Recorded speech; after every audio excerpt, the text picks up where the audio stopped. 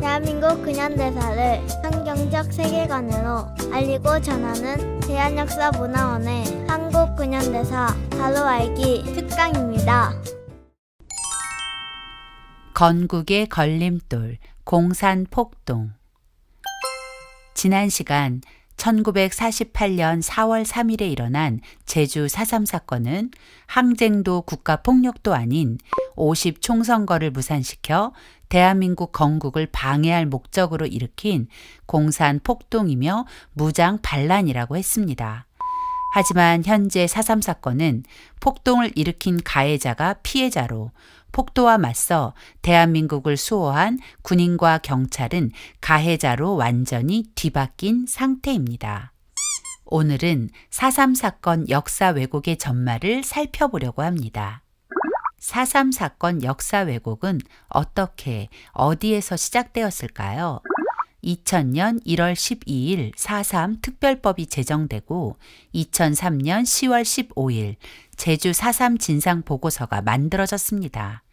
4.3 진상보고서는 이 왜곡을 주도한 매뉴얼이라 할 수 있습니다. 4.3 진상보고서가 말하고자 하는 핵심은 첫째, 4.3 사건이 국가폭력이라는 것이고 둘째, 4.3 사건에는 남노당의 개입이 없었다는 것입니다. 이 두 명제는 분명한 거짓입니다. 이 조작된 보고서의 등장 이후 4.3 사건은 폭동 반란에서 민중 항쟁으로 그 옷을 갈아입었고 이제는 대한민국 국민의 대다수가 4.3 사건을 민중 항쟁으로 받아들이게 되었습니다. 더 가가는 대한민국의 헌법을 수호하고 대한민국의 정체성을 지켜야 하는 대통령마저 4.3 사건 왜곡에 적극 동참했다는 것입니다. 노무현 전 대통령은 2003년과 2006년 두 번이나 공식적인 자리에서 4.3 사건을 국가 권력의 잘못이라고 말하며 사과한다고 했습니다. 도대체 무엇을 왜 사과한다는 것일까요? 2018년 문재인 전 대통령 역시 4.3 사건은 국가 폭력이었다며 사과한다라고 말했습니다. 도대체 두 분의 전 대통령은 누구를 적으로 생각하는 것일까요? 제주 4.3 사건은 공산주의자들이 일으킨 공산폭동이며 반란이었는데 어떻게 두 분의 전직 대통령이 생명을 걸고 나라를 지킨 공권력을 죄인으로 매도하고 공산폭도 편에 서서 4.3 사건을 해석하고 가해자를 두둔하는 것인지.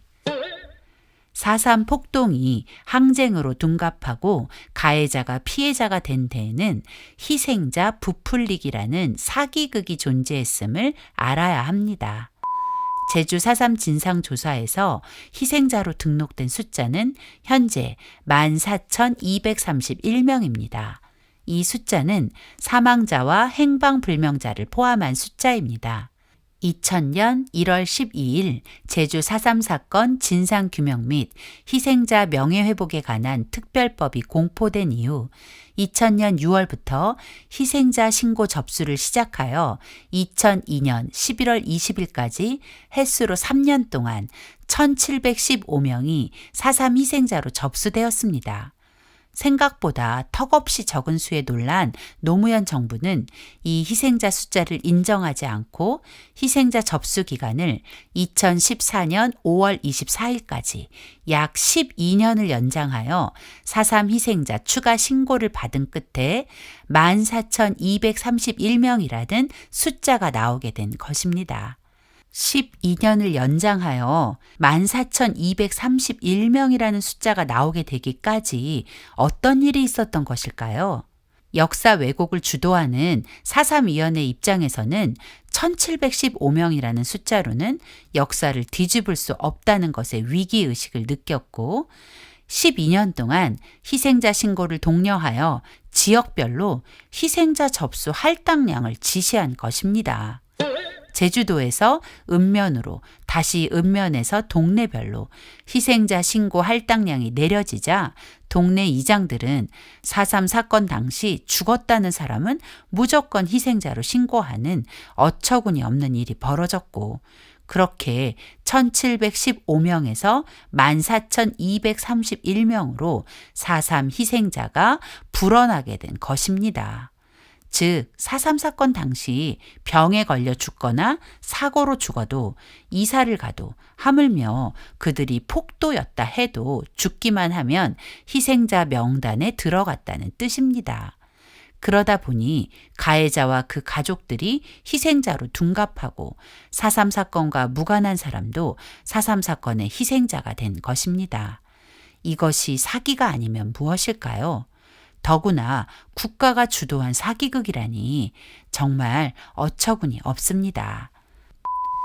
뿐만 아니라 1948년 12월부터 1949년 7월까지 4.3 사건으로 군법회의에서 처분된 수형인 명부를 보면 남로당 반란군으로 군법회의 재판을 받은 2,530명이 기록되어 있습니다.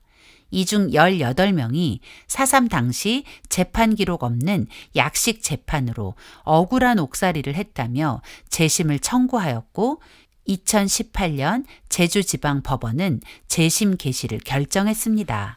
사실 이들은 명백한 남로당 반란군임에도 공소장이나 공판 기록, 판결문 없이 수형인의 신분으로 교도소에 구금됐었다는 이유를 들어 재심을 청구했고 제주지법은 당시 재심 청구인들이 교도소에 구금된 것이 유죄 판결에 의한 것인지 군경의 임의적인 처분으로 불법적인 구금이 이루어진 것인지 의문이 있을 수 있다며 재심 개시를 허락한 것입니다. 그리고 2019년 8월 21일 제주지방법원은 남로당 반란군 18명에 대해 국가가 53억 4천만 원을 지급하라는 판결을 내려 폭도들에게 국가가 보상을 하는 어처구니 없는 일이 벌어졌습니다. 군법회의를 통해 수형인 명부에 이름이 오른 반란군을 피해자로 만들어 돈까지 지급한다는 것을 여러분은 납득하실 수 있을까요?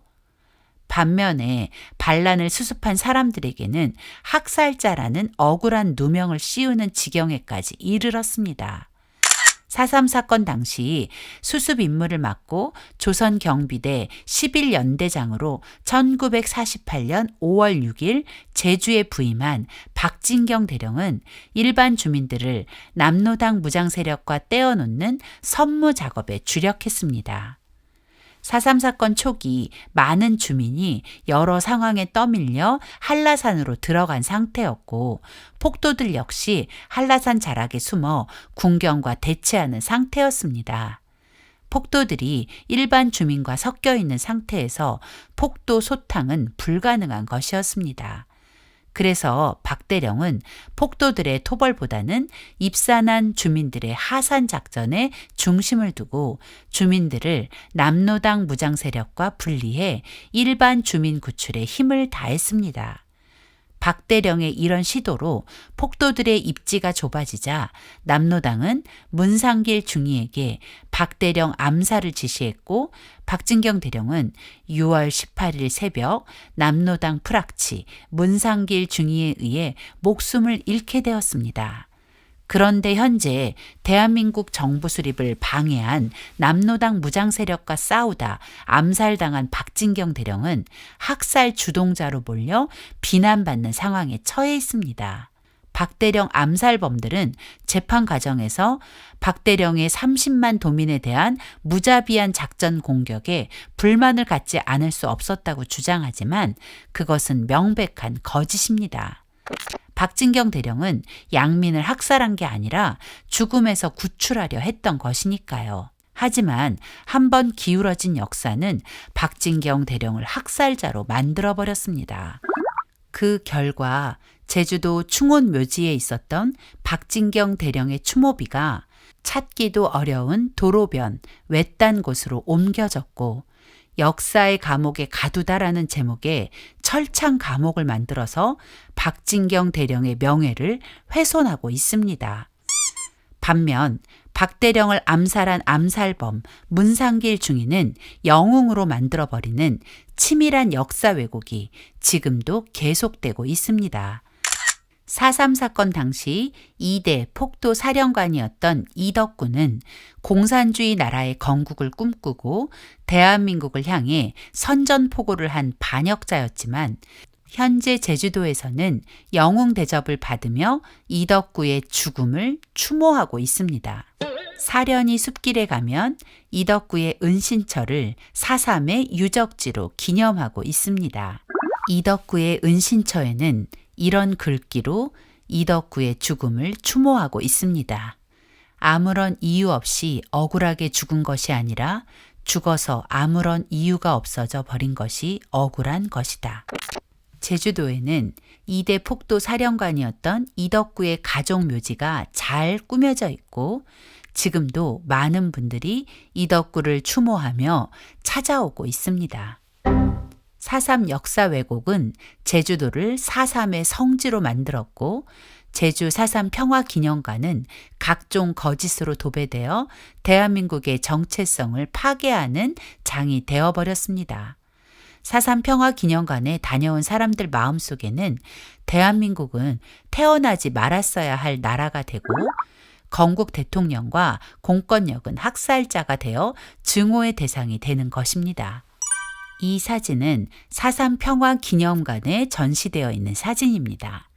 이 사진을 보면 아무 죄 없는 양민들이 국가 공권력에 의해 학살당한 것처럼 보입니다.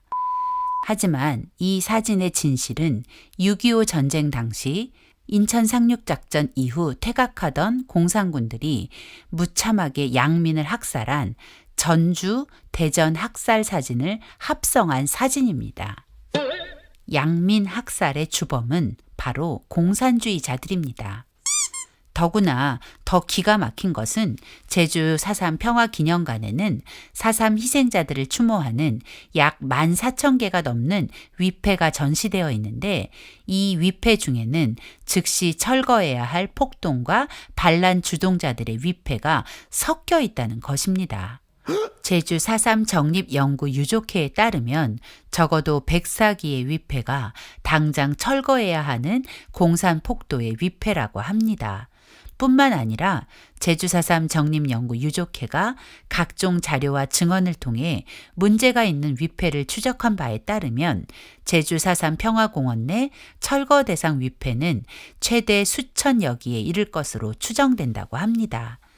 그러나 유족들의 이런 몸부림에도 공산 폭도 위패들은 여전히 피해자들 사이에 그대로 남아 있습니다. 왜 이런 역사 왜곡이 계속 자행될 수 있을까요? 바로 돈 때문입니다. 성경은 우리에게 이렇게 말합니다. 그들은 뇌물로 인하여 악인을 의롭다 하고 의인에게서 그 의를 빼앗는도다. 지금 대한민국에서 바로 성경이 말하는 그 일이 벌어지고 있는 것입니다. 가해자의 가족들은 무엇이 진실인지 알고 있으리라 생각합니다. 하지만 대한민국은 돈 때문에 악인과 의인을 바꾸어 버린 것입니다. 우리는 이제 누구든지 악으로 선을 갚으면 악이 그 집을 떠나지 아니하리라고 경고한 잠언 17장 13절 말씀에 귀 기울여야 합니다. 만약 우리가 선과 악을 뒤집은 채 묵인한다면 그 악이 대한민국을 떠나지 않을 것이고 우리의 미래는 암흑 그 자체가 될 것이기 때문입니다. 현재 4.3 사건 역사 왜곡으로 제주도는 다크투어의 성지가 되어버렸습니다. 제주 4.3 사건은 1948년 4월 3일 남로당 공산주의자들이 대한민국의 건국을 방해하기 위해 제주도 12개의 경찰지서를 습격한 폭동 반란 사건이었음이 부인할 수 없는 분명한 진실입니다.